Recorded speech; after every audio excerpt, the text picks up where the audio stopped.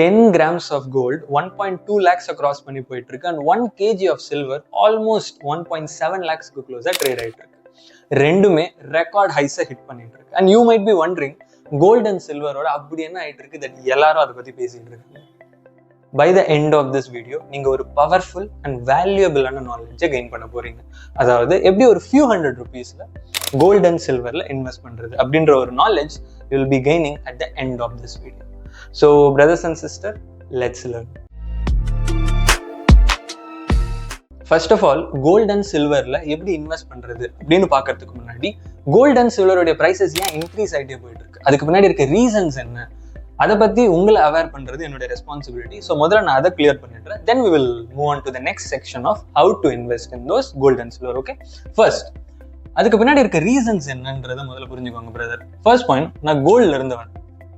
அதாவது வேர்ல்ட்ல இருக்க எல்லா சென்ட்ரல் பேங்க்ஸுமே தன்னுடைய கோல்டு ரிசர்வ்ஸை இன்க்ரீஸ் பண்ணிக்கிட்டே போயிட்டு இருக்காங்க, அதாவது அக்யூமுலேட் பண்ணிக்கிட்டே போயிட்டு இருக்காங்க. எதுக்கு? as a hedge against economic uncertainty. அதாவது நான் என்ன சொல்ல ட்ரை பண்றேன் அப்படின்னா, மிஸ்டர் ட்ரம்ப் அவர்கள் என்ன பண்ணிட்டு இருக்காருன்னு உங்க எல்லாருக்குமே தெரியும். அதனால எக்கனாமி எவ்வளவு அன்ஸ்டேபிள் ஆகுது, எவ்வளவு அன்சர்டைன் ஆகுதுன்றதும் உங்களுக்கு கிளியரா தெரியும். கரெக்டா? இந்த மாதிரி எக்கனாமிக் அன்சர்டைனா இருக்கும்போது ஸ்டாக் மார்க்கெட்ஸ் ஒழுங்கா பெர்ஃபார்ம் பண்ணுமா? எக்கனாமிக் அன்சர்டைன் இருக்கும்போது ஸ்டாக் மார்க்கெட்ஸ் ஜென்ரலா ஒழுங்கா பெர்ஃபார்ம் பண்ணாது. ஒரு ரியல் லைஃப் எக்ஸாம்பிள் கொடுக்கட்டுமா? நம்மளுடைய இந்தியன் ஸ்டாக் மார்க்கெட் கடந்த 1 yearல எவ்வளவு ரிட்டர்ன்ஸ் கொடுத்துருக்குன்னு சொல்லுங்க பார்க்கலாம். 0% ரிட்டர்ன்ஸ். யூ அண்டர்ஸ்டாண்ட் எக்கனாமிக் அன்சர்டனா இருக்கும்போது ஸ்டாக் மார்க்கெட்ல எவ்வளவு பெரிய இம்பாக்ட் ஆகும்னு சொல்லிட்டு. ஸோ எக்கனாமி இவ்வளவு அன்சர்டன் ஆகும்போது இன்வெஸ்டர்ஸ் என்ன பண்ணுவாங்க?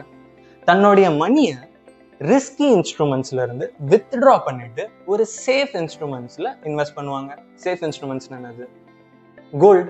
ஸோ அவங்க கோல்ட்ல இன்வெஸ்ட் பண்ணுவாங்க. That is what happening. Even central banks கூட என்ன பண்றாங்க? ஃபார் எக்ஸாம்பிள் இந்தியாவில் சென்ட்ரல் பேங்க்ஸ் என்னது? ஆர்பிஐ. அதே மாதிரி அமெரிக்கால இருக்கு, அதே மாதிரி ஒவ்வொரு கண்ட்ரிக்கு இருக்கு. கரெக்டா? அந்த மாதிரி இருக்க சென்ட்ரல் பேங்க்ஸ் அவங்களுடைய கோல்டு ரிசர்வ்ஸை இன்க்ரீஸ் பண்ணிட்டே போறாங்க. ஐ ஹோப் உங்களுக்கு புரிஞ்சிருக்கும் ஏன் அவங்க இன்க்ரீஸ் பண்றாங்கன்னு சொல்லிட்டு. The same goes with investors as well. கரெக்டா? இந்த மாதிரி எக்கனாமிக் அன்சர்டைனா இருக்க கண்டிஷன்ஸ்ல அவங்களுடைய மணியை ரிஸ்கி இன்ஸ்ட்ருமெண்ட்ஸ்ல இருந்து வித்ட்ரா பண்ணிட்டு ஒரு சேஃப் இன்ஸ்ட்ருமெண்ட்ஸ்ல அவங்க இன்வெஸ்ட் பண்றாங்க. And one among the safe instrument என்னது? கோல்டு. அவங்க கோல்ட்ல இன்வெஸ்ட் பண்றாங்க. அண்ட் ஒன் மோர் ரீசன் என்ன? இப்போ யூஎஸ் டாலர் வீக் ஆயிட்டு இருக்குல்ல, that is also one more recent important consideration to be considered. கரெக்டா? எதுக்கு கோல்டோடைய பிரைசஸ் இன்க்ரீஸ் ஆகுது? ரைட்டா? This R the 2 important factors நான் உங்களுக்கு சொல்லணும்னு நினைச்சேன். ஏன் கோல்டுடைய பிரைசஸ் இன்க்ரீஸ் ஆகிட்டே போகுது. சிமிலர் வே நான் இன்ட்ரோல சொன்ன மாதிரி சில்வருடைய பிரைசஸும் இன்க்ரீஸ் ஆகிட்டே போயிட்டு இருக்கு. Let me tell you one more important thing brothers and sisters. Silver it's not just a precious metal. அது ஒரு ப்ரீஷியஸ் ஆன மெட்டல், அதனால அதோடைய பிரைசஸ் இன்க்ரீஸ் ஆகிட்டே இருக்கு அப்படின்னு நினைச்சீங்கன்னா கிடையாது. சில்வர் இப்போ ஒரு இம்பார்ட்டன்ட் இன்கிரீடியன்ட் ஆயிருக்கு. எதுக்கு? சோலார் பேனல்ஸுக்கு, எலக்ட்ரானிக்ஸுக்கு, இவி வெஹிக்கல்ஸுக்கு. நான் ரீசெண்டாக ஒரு ஆர்டிகல் பத்தி படித்தேன். அதுல இருக்க சில இம்பார்ட்டன்டான டேட்டாவை நான் உங்களுக்கு ஷேர் பண்றேன்.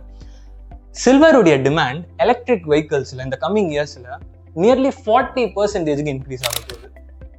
அண்ட் சோலார் இண்டஸ்ட்ரியில அது நியர்பை 170% வரைக்கும் இன்க்ரீஸ் ஆக போகுது அப்படின்னு சொல்லிட்டு ரிசர்ச் சொல்லுது. By 2030, just 5 years ahead. So just understand the demand behind silver. கரெக்டா? So by now you would have understand that gold and silver ரெண்டுத்துக்கு பின்னாடியும் ஒரு இம்பார்ட்டன்டான சில கன்சிடரேஷன்ஸ் இருக்கு. ஏன் அதோடைய பிரைசஸ் இன்க்ரீஸ் ஆகுது? Not just because it's a shiny metal and this is a precious metal. கரெக்டா? அதுக்கு பின்னாடி சயின்டிஃபிக்கான சில ரீசன்ஸ் இருக்கு. நான் இப்போ சொன்ன மாதிரியே. இப்போ நான் சொன்ன திங்ஸ் உங்களுக்கு டெஃபினட்டா புரிஞ்சிருக்கும். Let me tell you one more thing. சில்வரை பத்தி ரீசெண்டா சில்வருடைய டிமாண்ட் இன்க்ரீஸ் ஆகிட்டே போகுதா? But you know that globally சில்வருடைய டிமாண்ட் இன்க்ரீஸ் ஆகிட்டே போகுது அண்ட் சில்வருடைய சப்ளை டிக்ரீஸ் ஆகிட்டே போகுது. அண்ட் பேசிக்கா ஒரு பிரின்சிபல் இருக்கு எக்கனாமிக்ஸ்ல. என்னது? சப்ளை கம்மி ஆகிட்டே போகுது, டிமாண்ட் இன்க்ரீஸ் ஆகிட்டே போகுது. அப்போ என்ன ஆகும்? ப்ரைஸோடைய நேச்சர் இன்க்ரீஸ் ஆகும். சப்ளை கம்மி ஆகுது, டிமாண்ட் இன்க்ரீஸ் ஆகுது. ஸோ இவென்ச்சுவலி சில்வருடைய ப்ரைஸும் இன்க்ரீஸ் ஆகும். ஸோ இதை நம்ம யூட்டிலைஸ் பண்ணுமா பண்ணக்கூடாது? டெஃபினட்டா பண்ணணும். Right? Let me tell you one more thing. அதாவது கோல்ட் அண்ட் சில்வருடைய பிரைசஸ் எப்பயுமே இன்க்ரீஸ் ஆச்சுன்னு வச்சுக்கோங்க. வேர்ல்டு வந்து is moving towards something call stabilised state அப்படின்னு சொல்லுவாங்க. அதாவது என்னன்னா, எப்பெல்லாம் இந்த கோல்டு அண்ட் சில்வருடைய பிரைசஸ் இன்க்ரீஸ் ஆகுதோ வேர்ல்டு வந்து ஒரு ஸ்டெபிலிட்டியை நோக்கி போகுது அப்படின்னு அர்த்தம். அதாவது மக்களுக்கு இந்த பேப்பர் வேல்யூ இருக்குல்ல, பேப்பர் மணி, அதுக்கு மேல இருக்க நம்பிக்கை போயிடுச்சு. டேஞ்சபிள் அசட்ஸ் மேல இருக்கிற இன்ட்ரெஸ்ட், டேஞ்சபிள் அசட்ஸ் மேல இருக்க நம்பிக்கை இன்க்ரீஸ் ஆகுது. டேஞ்சபிள் அசட்ஸ்னா நான் கோல்டு அண்ட் சில்வரை பத்தி சொல்றேன். ஸோ இந்த மாதிரி இருக்க டைம்ல what you need to do, you have to make use of the opportunities in front of you to invest in these instruments. கரெக்டா? லைக் கோல்டு அண்ட் சில்வரை பத்தி. அண்ட் இப்போ நான் இன்ட்ரோல சொன்ன மாதிரி கோல்டு வந்து 1.2 lakhs கிராஸ் பண்ணி போகுது, சில்வர் வந்து 1.7 lakhs கிராஸ் பண்ணி போகுது நான் சொன்னேன். But you don't need lakhs to invest in gold and silver. few hundred rupeesல உங்களால இன்வெஸ்ட் பண்ண முடியும். Now let's move to the next section of how to invest with few hundred rupees in gold and silver.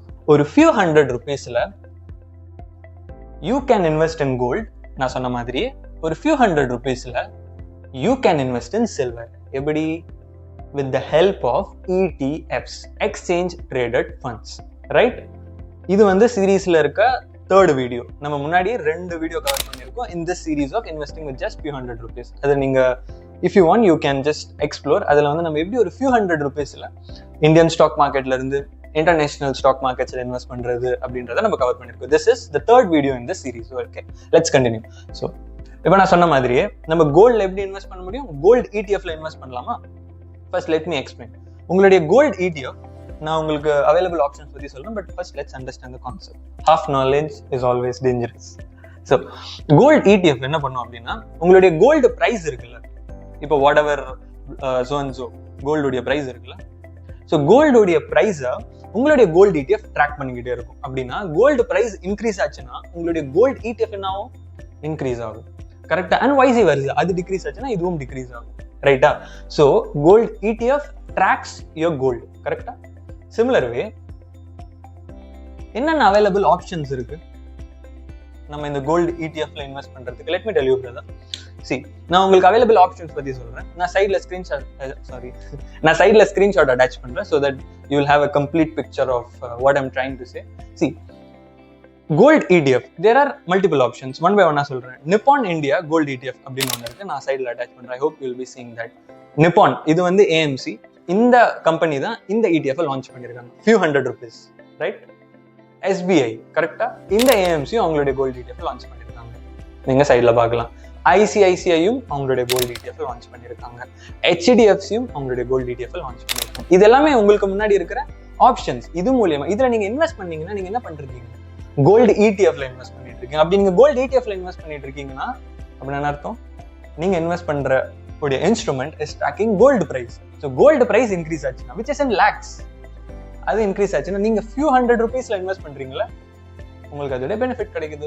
கரெக்டா? And one more important நான் சொல்றேன். ரீசெண்டா டாடா இருக்காங்கல்ல, அவங்க கூட கோல்டு ETF லான்ச் பண்ணிருக்காங்க. சைட்ல நான் அட்டாச் பண்றேன். I guess it was around 10 or 11 rupees. அது I guess 2024ல லான்ச் பண்ணாங்கன்னு நினைக்கிறேன். இது வந்து நான் முன்னாடி சொன்ன ஆப்ஷன்ஸ் இருக்குல்ல, அதெல்லாம் that has been for years. Okay, all I guess 4 options நான் சொன்னேன் நினைக்கிறேன் earlier.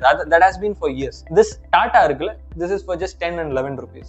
ஸோ அது வந்து ரீசெண்டாக லான்ச் பண்ணாங்க. இதுவும் ஒரு ஆப்ஷன் நீங்க கன்சிடர் பண்ணணும். ஓகே, எதுவுமே ரெக்கமெண்டேஷன்ஸ் கிடையாது. நான் ஜஸ்ட் இன்வெஸ்ட்மெண்ட் பார்ட்ஸை பத்தி நான் உங்களுக்கு எக்ஸ்பிளைன் பண்றேன். ஐ ஹோப் உங்களுக்கு புரிஞ்சிருக்கும்னு நினைக்கிறேன். புரிஞ்சிடுச்சுல கோல்டு ETF நம்ம என்ன பண்ணிட்டு இருக்கோம்? கரெக்டா?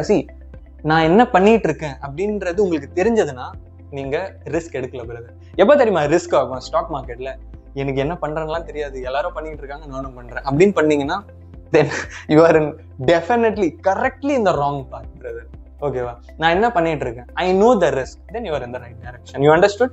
இப்போ இதுல இன்வெஸ்ட் பண்றேன்னா உங்களுக்கு தெரியுங்களா நான் என்ன பண்ணிட்டு இருக்கேன், ரைட்? நான் கோல்டு இன்வெஸ்ட் பண்ணிட்டு இருக்கேன். கரெக்டா? ஸோ உங்க சொல்லுடைய அம்மா அப்பா கிட்டே கேளுங்க கோல்டுடைய பிரைஸ் 20 years பிஃபோர் என்ன இருந்ததுன்னு சொல்லிட்டு your mind will blow. Now let's go to silver. Silver எப்படி இன்வெஸ்ட் பண்ண முடியும்? Silver ETF. கரெக்டா? இப்போ நான் சொல்லணும்னு அவசியமே இல்லை, உங்களுக்கே தெரியும் சில்வர் ETF என்ன. அதாவது சில்வர் ETF அப்படின்றது உங்களுடைய சில்வருடைய பிரைஸை ட்ராக் பண்ணும். கரெக்டா? Yes, fantastic. சில்வருடைய பிரைஸை ட்ராக் பண்ணும். And then silver price increase ஆச்சுன்னா சில்வருடைய ETFும் இன்க்ரீஸ் ஆகும். எக்ஸாக்ட்லி. சில்வருடைய பிரைஸ் டிக்ரீஸ் ஆச்சுன்னா சில்வர் ETF உடைய பிரைஸும் டிக்ரீஸ் ஆகும். Fantastic. I hope you understood this. And silver ETF நான் ஒன்று உங்களுக்கு சொல்லட்டுமா?